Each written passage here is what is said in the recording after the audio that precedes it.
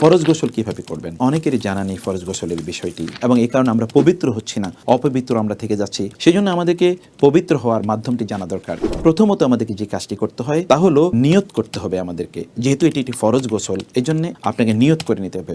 অতঃপর আপনি বিসমিল্লাহ বলে আপনার দুহাত কবজি পর্যন্ত আপনি ধুয়ে নেবেন। আপনি কোনো বালতির মধ্যে হাত চোবাবেন না, বরং আপনি এমনিতে আলাদা কোনো পানি নিয়ে আপনার দুহাত কবজি পর্যন্ত ধুয়ে নেবেন।